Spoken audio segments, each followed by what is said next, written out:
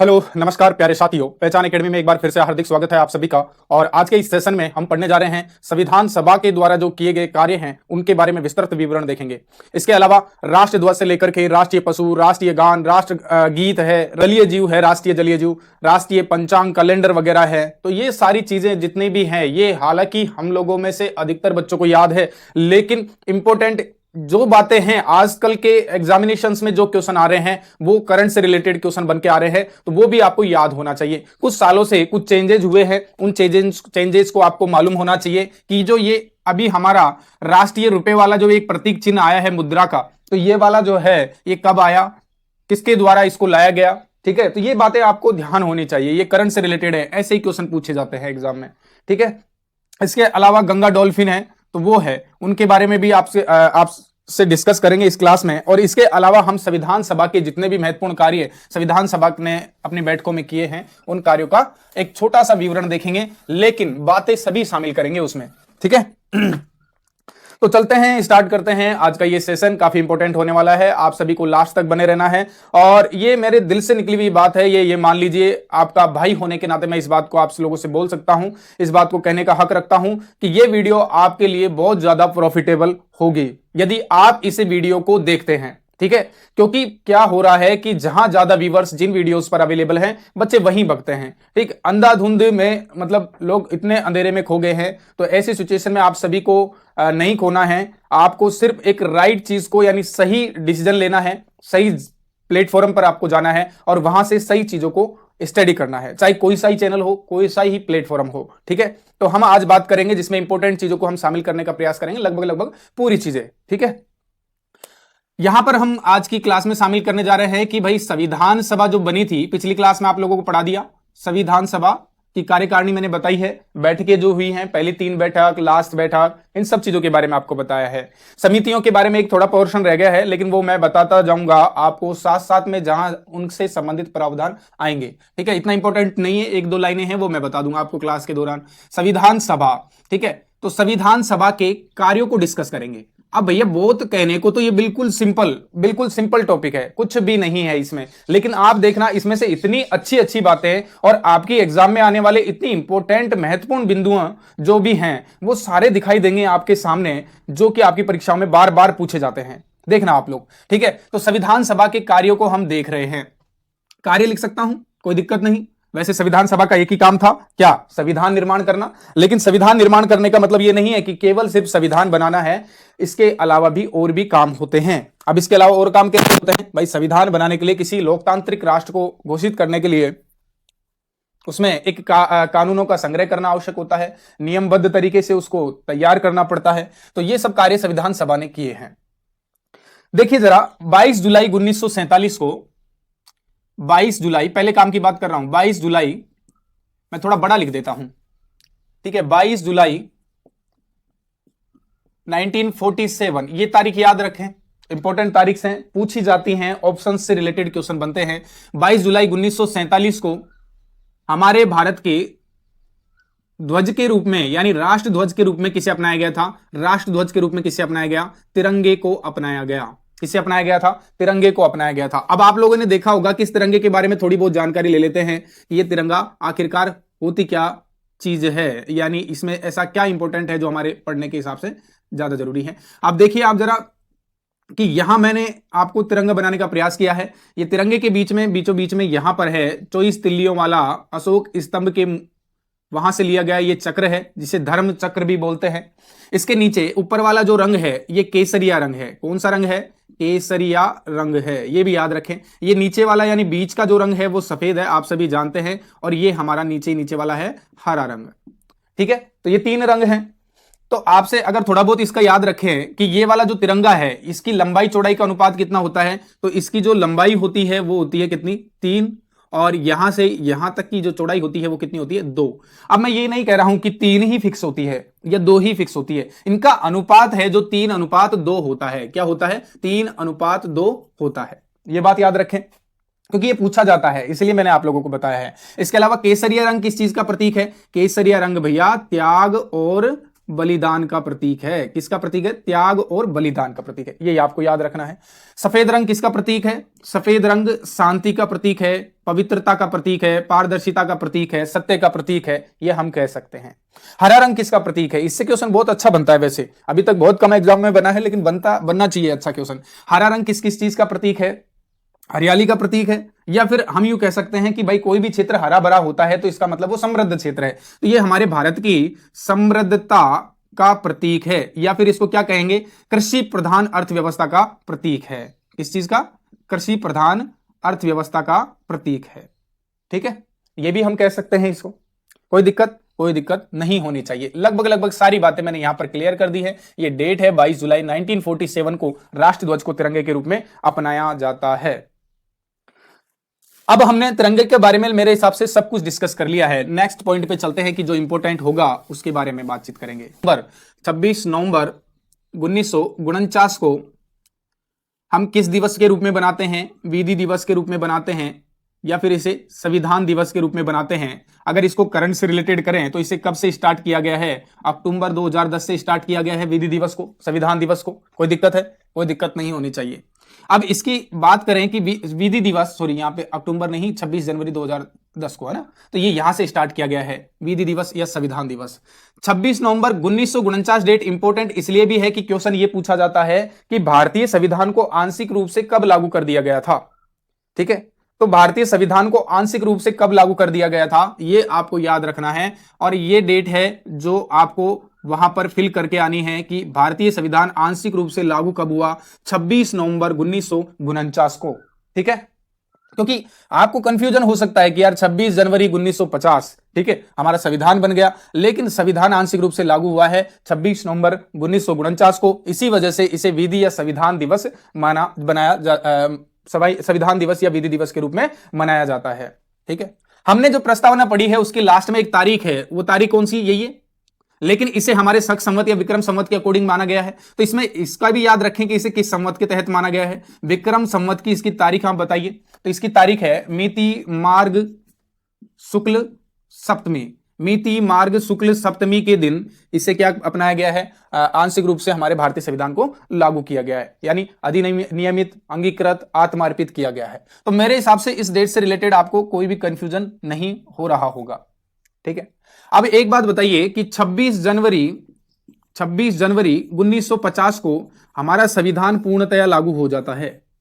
संविधान क्या हो जाता है? पूर्ण तरीके से लागू हो जाता है। अब एक बात बताइए कि 26 जनवरी को ही क्यों संविधान को पूर्ण तरीके से लागू घोषित किया गया, जबकि 26 नवंबर 1949 को हमारा संविधान बनकर के तैयार हो गया था। अब इतने दिन का गैप देने के पीछे भी एक ऐतिहासिक आधार है, एक ऐतिहासिक पृष्ठभूमि है। यहां पर हम ये कह सकते हैं कि सन 31 जुलाई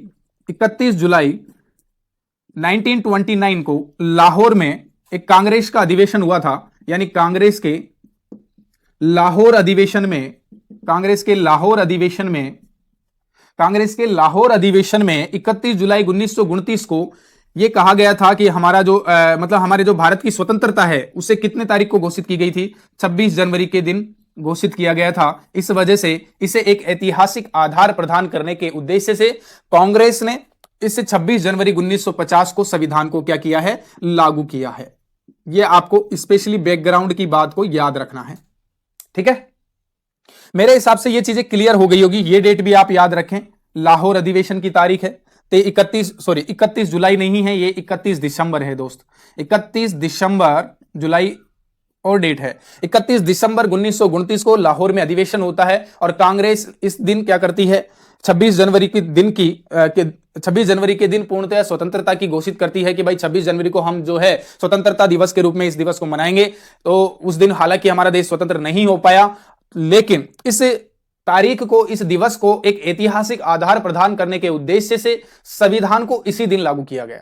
ठीक है, कंप्लीटली इसको इसी दिन लागू किया गया, लेकिन आंशिक रूप से लागू 26 नवंबर 1949 को आंशिक रूप से लागू किया गया है। अब इसके अलावा कई सारी बातें हो सकती हैं वैसे तो, लेकिन मैंने इसका ऐतिहासिक बैकग्राउंड आपको बता दिया है। पता हो तो मैंने आपको बताया है कि संविधान सभा में 114 दिन तक बहस चली थी। टोटल 165 बैठकें हुई हैं। कितनी 165। टोटल 12 अधिवेशन हुए हैं। कितने अधिवेशन? 12 अधिवेशन। अब इसमें आप एक दो चीज और जोड़ लीजिए कि टोटल लगभग 64 लाख रुपए का खर्चा आया है। 64 लाख है ना, 1,64,18,087 कुछ ऐसे हैं, 187 रुपए, लेकिन लगभग 64 लाख रुपए का खर्चा आया है। कितने खर्च हुए हैं? लगभग 64 लाख रुपए। टाइम कितना लगा है? 2 वर्ष 11 माह 18 दिन। ठीक है, तो ये भी आप चीज याद रखें। तो ये छोटी छोटी बातें हैं जो आपको याद होनी चाहिए। ठीक है, मेरे हिसाब से काफी इंपॉर्टेंट है और पता भी होनी चाहिए। अगर आप लोग संविधान पढ़ रहे हैं और ये चीजें आपको एक मामूली भरी सी चीजें आपको याद नहीं है, तो शायद आपका जो पृष्ठभूमि क्षेत्र है पॉलिटिकल सब्जेक्ट के अंदर, तो वो थोड़ा वीक माना जाएगा। ठीक है, तो ये चीजें आपको पता होनी चाहिए। इसके आगे हम बातचीत कर सकते हैं। इसके कार्य दिवस कार्य प्रणाली के बारे में हम बातचीत कर लिए हैं पहले की वीडियो में, लेकिन हम अभी इसके कार्यों का डिस्कशन कर रहे हैं। इसके अलावा ऐसे कौन से और कई काम किए हैं। ठीक है, इसके अलावा हम देख लेते हैं कि संविधान सभा में अंतिम बैठक होती है 24 जनवरी 1950 को। 24 जनवरी 1950 के दिन ऐसा क्या काम किया इन्होंने? अंतिम बैठक के दिन पे इन्होंने क्या काम किया है ये आपको मैं बता देता हूं। यहां अंतिम बैठक होती है, यानी जब हमारा देश एक गणतंत्र राष्ट्र घोषित हो गया, एक लोकतांत्रिक राष्ट्र घोषित हो गया, उससे 2 दिन पहले लास्ट बैठक होती है। अंतिम बैठक में कह रहा हूं, बार बार बोल रहा हूं कि अंतिम बैठक की तारीख है 24 जनवरी 1950। और इसके अलावा 24 जनवरी 1950 को 2 काम किए जाते हैं और वो काफी इंपॉर्टेंट रोल रखते हैं। भैया एक बात बताओ, हमारा जो भारत है उसमें राष्ट्रगान गाया जाता है। आप लोग स्कूल में पढ़ते होंगे या किसी भी ऐसे मौके पर जब हम स्वतंत्रता दिवस मनाते हैं, गणतंत्र दिवस मनाते हैं, तो उस दिन राष्ट्रगान गाया जाता है। अब इसकी ऐतिहासिक पृष्ठभूमि या बैकग्राउंड को हम चेक करते हैं। ठीक है, राष्ट्रगान को देखिए अपनाया गया है 24 जनवरी 1950 को। ठीक है, 24 जनवरी 1950 को राष्ट्रगान को अपनाया गया। राष्ट्रगान है क्या हमारा? जन गण और मन। ठीक है, जन गण मन ही है हमारा राष्ट्रगान। ठीक है, अब राष्ट्रगान को किसने चालू किया था? कौन आदमी था जो राष्ट्रगान लेकर आया था? रविंद्रनाथ ठाकुर।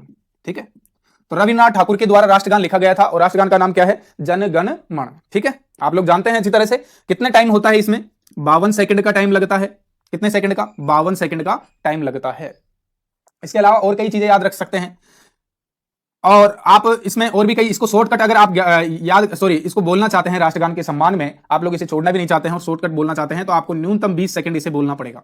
ठीक है, ये चीज है, एक्स्ट्रा फैक्ट है ये, हालांकि याद रखो या ना रखो कोई बात नहीं है। अब एक बात बताइए कि इस राष्ट्रगान को जनगण मन को ही क्यों लिया गया? ये भी तो क्वेश्चन हो सकता है कि भाई राष्ट्रगान जनगण मन को ही क्यों लिया गया है? इसके पीछे भी कई वजह हो सकती है। ठीक है, राष्ट्रगान क्या है? जन गण मन, रविंद्रनाथ ठाकुर ने हमने इसकी वो कर दी है। लेकिन दोस्तों इसके अलावा जो राष्ट्रगान है 27 दिसंबर 1911, मैं इसका बैकग्राउंड समझाता हूं आपको, ये आपको पता है तो मैं इसका बैकग्राउंड समझाता हूं कि 27 दिसंबर 1911 को कलकत्ता में, कहां पर? कलकत्ता में कांग्रेस का 26वां अधिवेशन चलता है। कौन सा अधिवेशन है? 26वां अधिवेशन चलता है और इस 26वें अधिवेशन में पहली बार राष्ट्रगान को गाया जाता है। इस कब गाया गया था? पहली बार राष्ट्रगान को गाया गया था। ठीक है, तो ये भी याद रखें, कल किस अधिवेशन में राष्ट्रगान को पहली बार गाया गया? तो कलकत्ता के 26वें अधिवेशन में, कांग्रेस के 26वें अधिवेशन में कलकत्ता में 27 दिसंबर 1911 को राष्ट्रगान को पहली बार गाया गया। मेरे हिसाब से चीजें क्लियरली समझ में आ रही होगी, क्योंकि मैं इतना हार्ड पढ़ा भी नहीं रहा हूं और इतनी इजीली आपको समझा रहा हूं कि कितनी आसान सी बातें हैं, लेकिन ये बहुत ऐतिहासिक रोल रखती हैं क्वेश्चनिंग में भी, आपके जो प्रश्न पूछे जाते हैं उनमें। तो मेरे हिसाब से राष्ट्रगान का आपको बैकग्राउंड समझ में आ गया होगा इस तारीख को, ये जनगण मन। ठीक है, इतना नॉलेज बहुत है राष्ट्रगान के बारे में। अभी हम राष्ट्रगीत की तरफ चलते हैं, क्योंकि राष्ट्रगान बनाया तो राष्ट्रगीत भी बनाया है, संविधान सभा का ही कार्य है, तो उसे भी हम काउंट अप करेंगे। देखिए जरा, इसी 24 जनवरी को राष्ट्रगीत को भी अपनाया जाता है और यह राष्ट्रगीत बंकिम चंद्र चटर्जी का द्वारा लिखा गया था, बंकिम चंद्र चटर्जी के द्वारा। और इनकी कौन सी पुस्तक थी? इनकी पुस्तक का नाम था, कौन सा था? आनंद मठ, जो एक उपन्यास है, आनंद मठ उपन्यास में इन्होंने इसको कौन सी भाषा में लिखा था? तो यह भी याद रखें, बांग्ला भाषा में लिखा था। कौन सी भाषा में? बांग्ला भाषा में। और आपका राष्ट्रगान है उसे भी बांग्ला भाषा में लिखा गया था। इससे कितना क्या होता है? इसमें 5 लाइन होती हैं और 5 लाइन आपको पूरी ही गानी पड़ती है। एक बार में कितनी लाइनें हैं? 5 लाइनें हैं और पांचों की पांचों लाइनों को राष्ट्रगीत को गाना पड़ता है। राष्ट्रगीत का नाम क्या है? वंदे मातरम, वंदे मातरम। ठीक है, मेरे हिसाब से हो गया होगा क्लियर। अब क्या बचा है राष्ट्रगीत के बारे में? और इसके बारे में अगर ऐतिहासिक बैकग्राउंड अगर आप देखना चाहें राष्ट्रीय गीत के बारे में, तो इसे कलकत्ता के अधिवेशन में गाया जा चुका है। लेकिन मैंने अभी बताया राष्ट्रगान 26वें अधिवेशन में गाया, लेकिन उससे लगभग 14 अधिवेशन पहले, यानी लगभग ये मैं कह सकता हूं कि जब इसका कलकत्ता का कांग्रेस का कोलकाता में, यानी कलकत्ता में 12वां अधिवेशन हुआ था। कौन सा अधिवेशन हुआ था? 12वां अधिवेशन 1896 में। ठीक है, 1896 में कोलकाता में 12वां अधिवेशन हुआ था, तो उस टाइम राष्ट्रगीत को पहली बार बंकिम चंद्र चटर्जी के द्वारा गाया गया था। ठीक है, तो ये राष्ट्रगीत भी हमारे नॉलेज में मेरे हिसाब से आ गया है। इसके अलावा संविधान सभा में और भी कई सारे कार्य किए हुए हैं, लेकिन अब हमें ऐतिहासिक रूप से क्या चीजें पढ़ने की जरूरत है, वो चीजें मैं आपको एक बार बता देता हूं। क्लियर हो गई है राष्ट्रगीत, राष्ट्रगान? अब हम जरा चलते हैं आगे के कामों पर, जहां पर हम देख सकते हैं कि भैया एक हमारा जो राष्ट्रीय प्रतीक चिन्ह है, राष्ट्रीय प्रतीक चिन्ह क्या है? तो राष्ट्रीय प्रतीक चिन्ह क्या है ये भी बता दीजिए। अब राष्ट्रीय प्रतीक चिन्ह क्या है आपका? अशोक स्तंभ है, अशोक स्तंभ। इस अशोक स्तंभ को सिंह स्तंभ भी कहते हैं, सिंह स्तंभ भी कहते हैं। कहां पर है ये? सारनाथ का अशोक स्तंभ है। किससे लिंक है? बौद्ध धर्म से या बौद्ध स्तूपों से लिंक्ड है, ठीक है, अशोक स्तंभ। अब इस अशोक स्तंभ में देखिए जरा, इसमें चार तो इसमें क्या है? सिंह बने हुए हैं, चार सिंह हैं, एक गेंडा है, एक एक घोड़ा है, एक धर्म चक्र है जो हमारे भारत के राष्ट्र ध्वज में भी अपनाया गया है 24 तिल्लियों वाला, और इसके अलावा एक नीचे टैगलाइन लिखी गई है वो एक है, ठीक है। मैं पूरा विवरण आपको बता देता हूं कि हमारा जो क्या नाम है राष्ट्रीय प्रतीक चिन्ह है वो कुछ इस प्रकार से है, ठीक है, कुछ इस प्रकार से है। अब इसमें भी आपको यहां पर तीन घोड़े बने हुए दिखाई देंगे, और चार शेर हैं। कितने शेर हैं? चार शेर हैं, लेकिन चारों के चारों शेर यहां पर दिखाई नहीं देंगे आपको, है ना। ये कुछ भी आकृति बने कोई दिक्कत नहीं है, चार शेर हैं टोटल में, एक यहां पर शो कर देता हूं, ठीक। अब ये चार शेर हैं, ये अलग अलग कैसी भी आकृति में हो सकता है। यहां पर आप देख सकते हैं कि बीचों बीच में क्या बना हुआ है? 24 तिल्ले वाला एक चक्रा बना हुआ है, यहां पर एक गेंडा बना हुआ है, एक गेंडा बना हुआ है, और यहां पर एक घोड़ा बना हुआ है। क्या बना हुआ है? यहां एक गेंडा, यानी इसके दाईं ओर एक गेंडा है, इसके बाईं ओर एक घोड़ा है, ठीक है। यहां भी इन हर चीज का मतलब है, हर एक चीज का मतलब है, और उस चीज को आपको याद भी रखना है। यहां नीचे स्पेस में एक थोड़ी सी लाइन है, यहां पर कुछ चीजें ऐसी लिखी गई है। यहां पर मुंडकोपनिषद से लिया गया एक आदर्श वाक्य लिखा हुआ है, सत्यमेव जयते। क्या लिखा है? सत्यमेव जयते लिखा हुआ है। अब यहां पर जो ये चारों शेर हैं, ये चारों शेर किसके प्रतीक हैं? चारों शेर किसके प्रतीक हैं? तो ये भी आपको याद रखना है। चारों सिंह हैं, तो ये जो सिंह हैं, सिंह सिंह सिंह सिंह, और ये चारों सिंह किसके प्रतीक हैं? तो ये प्रतीक हैं निर्भीकता के। किसके प्रतीक हैं? निर्भीकता के प्रतीक हैं, स्वतंत्रता के भी प्रतीक कह सकते हैं, यानी स्वतंत्र होने के प्रतीक हैं। यानी हमारा जो देश है या हमारे देश की जो राष्ट्रीय भावना है वो निर्भीक है, किसी से कोई डरता नहीं है, किसी देश का कोई हस्तक्षेप इस देश में नहीं है।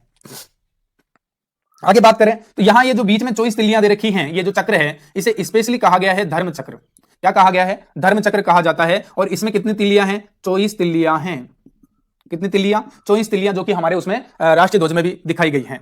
ये 24 तिल्लियां हैं। धर्म चक्र जो है ये किसका प्रतीक है? ये इसका भी प्रतीक है, ये 24 घंटों का प्रतीक है कि जो हमारे भारत की स्वतंत्रता है, निर्भीकता है, या इसकी जो सर्वोच्चता है वो 24 घंटे कायम रहेगी, ठीक है। यानी जैसे कहते हैं ना कि जब तक सूरज चांद रहेगा, उसी तरह का सिस्टम है, यानी जब जब 24 घंटे आएंगे तब तब ऐसा सिस्टम रहेगा। तो यहां पर इसके अलावा जो गेंडा बना हुआ है ये भी किसका प्रतीक है? तो ये भी एक प्रतीक है किसका? हमारी जो अर्थव्यवस्था है वो कैसी है? कृषि आधारित अर्थव्यवस्था है, यानी कृषि विशेष अर्थव्यवस्था का प्रतीक क्या है? ये गेंडा है। और इसके अलावा जो घोड़ा है ये हमारी गतिशीलता का है, गतिशीलता का प्रतीक है, ये हमारी तेजी का प्रतीक है, ये हमारी ताकत का प्रतीक है। ये सब चीजें हम इसमें कह सकते हैं। और ये जो वाक्य है सत्यमेव जयते, इसे मुंडकोपनिषद से लिया गया है, मुंडकोपनिषद से ग्रहण किया गया है। क्लियर है? सारी बातें क्लियर हो जाएंगी। एक बार फिर से बता देता हूं कि राष्ट्रीय प्रतीक चिन्ह के रूप में अशोक स्तंभ को अपनाया गया है, इसे सिंह स्तंभ भी कहते हैं। ये सारनाथ बिहार में है, और चार सिंह, एक गेंडा, एक घोड़ा, एक धर्म चक्र है। इसमें एक आदर्श वाक्य भी लिखा हुआ है। और जो शेर हैं वो निर्भीकता का प्रतीक है, ताकत का प्रतीक है, ठीक है, राजा का प्रतीक है, सर्वा का प्रतीक है। यहां जो ये चक्र बना हुआ है इसे धर्म चक्र कहते हैं, इसमें 24 तिल्लियां हैं, ये 24 घंटों का प्रतीक है। और इसके अलावा जो घोड़ा इधर की साइड, बाईं साइड में एक घोड़ा बना हुआ है, ये घोड़ा गतिशीलता और ताकत का प्रतीक, स्फूर्ति का प्रतीक है। गेंडा जो है वो कृषि आधारित अर्थव्यवस्था का प्रतीक है, और जो सत्यमेव जयते है उसे मुंडकोपनिषद उपनिषद से लिया गया है।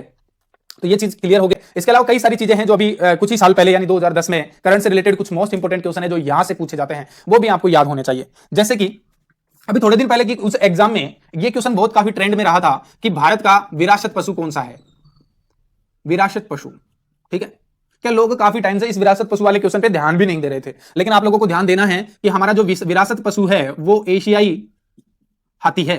क्या है? एशियाई हाथी है। क्या है विरासत पशु? एशियाई हाथी है। और इसे विरासत पशु को 13 अक्टूबर 2010 को अपनाया गया था। ये करंट का क्वेश्चन है, ठीक है, करंट का क्वेश्चन है। इसके अलावा एक क्वेश्चन और पूछा जाता है कि जो ये हमारा मुद्रा का प्रतीक है, यानी मुद्रा प्रतीक, तो मुद्रा प्रतीक जो ये वाला रुपए का चिन्ह है, इस चिन्ह को कब अपनाया गया? किसने? डॉक्टर उदय कुमार ने। डॉक्टर नहीं, ये मुझे पता नहीं, कुछ भी हो सकता है, लेकिन ये डी उदय कुमार है, ठीक है। ये कौन है? डी उदय कुमार। ये डी उदय कुमार इसके डिजाइनर हैं। इन्होंने ही इसकी क्या दी है? इसकी सिफारिश की थी कि भैया हमारे भारत की जो करेंसी है उसका चिन्ह ऐसा होना चाहिए, ठीक है, उसके जो कॉइन है उसका चिन्ह ऐसा होना चाहिए करेंसी का, तो प्रतीक चिन्ह के रूप में ये डिजाइनर हैं। इसके अलावा जो इसे अपनाया गया है वो कितनी तारीख है? तो ये भी तारीख कब का मामला है? 2010 का है, और ये तारीख है 15 जुलाई 2010 को इसको अपनाया गया था। दो चीजें क्लियर हो गई। अब और देख लेते हैं जो डॉल्फिन के बारे में, गंगा डॉल्फिन के बारे में कई क्वेश्चन बनते हैं, उन्हें भी समझ लेते हैं। देखिए जरा, गंगा नदी का डॉल्फिन है जो राष्ट्रीय जलीय जीव कौन सा है? राष्ट्रीय जलीय जीव, तो ये है हमारा गंगा डॉल्फिन। क्या नाम है? गंगा डॉल्फिन। अब इस गंगा डॉल्फिन को भी 2010 में ही माना गया है राष्ट्रीय जलीय जीव। नीतीश कुमार की सिफारिश पर इसको जलीय जीव घोषित किया गया है। कब किया गया है? 18 मई 2010 को इसको घोषित किया गया है, जब नीतीश कुमार जी ने इसकी सिफारिश केंद्र सेंट्रल गवर्नमेंट तक पहुंचाई थी, बिहार के मुख्यमंत्री ने। तो मतलब तब जाकर के गंगा डॉल्फिन को क्या घोषित किया गया था? हमारा राष्ट्रीय जलीय जीव घोषित किया गया था। इतना याद हो जाएगा, वो भी बहुत है। इसके अलावा हमारा राष्ट्रीय पशु कौन सा है? तो राष्ट्रीय पशु आप जानते हैं कौन सा है? आप लोग जानते हैं तो राष्ट्रीय पशु बताएं कि राष्ट्रीय पशु कौन सा है। तो राष्ट्रीय पशु पहले शेर था, लेकिन अब बाघ है, और इसको 1973 के प्रोजेक्ट टाइगर या बाघ संरक्षण परियोजना के तहत, या जो प्रोजेक्ट टाइगर जो लाया गया था उसके तहत इसे राष्ट्रीय पशु घोषित कर दिया गया है, क्योंकि ये विलुप्त हो रहे थे काफी मात्रा में, तो इसलिए इसे राष्ट्रीय पशु 1973 में ही घोषित किया गया है। इसका हमेशा ये पूछता है वैज्ञानिक नाम, और इसका वैज्ञानिक नाम है पैंथेरा टिग्रिस। क्या नाम है? पैंथेरा टिग्रिस इसका वैज्ञानिक नाम है। राष्ट्रीय पक्षी की बात करें तो राष्ट्रीय पक्षी आप लोगों को याद है, राष्ट्रीय पक्षी क्या है? मोर है। मोर है, ठीक है। राष्ट्रीय पक्षी कौन है? मोर है। तो ऐसे क्वेश्चन हैं जो छोटे छोटे क्वेश्चन हैं, लेकिन ये क्या है कि ओवरऑल सभी एग्जामिनेशन में ट्रेंड करते हैं, इन्हें इनके बारे में आप सभी को पता होना चाहिए, ध्यान होना चाहिए। इस वजह से ये क्लास में मैंने आपको बता दिया है। अब नेक्स्ट क्लास में जो भी पढ़ेंगे हम फिर अनुसूचियां वगैरह, प्रस्तावना वगैरह सारी चीजें डिस्कस करेंगे, लेकिन ये चीजें थी जो अगर आप पॉलिटी पढ़ रहे हैं तो मूल भावना में ये ज्ञान भी होना आपको जरूरी है। ठीक है दोस्तों, मिलते हैं नेक्स्ट वीडियो में, जब तक के लिए नमस्कार और स्टे होम स्टे सेफ।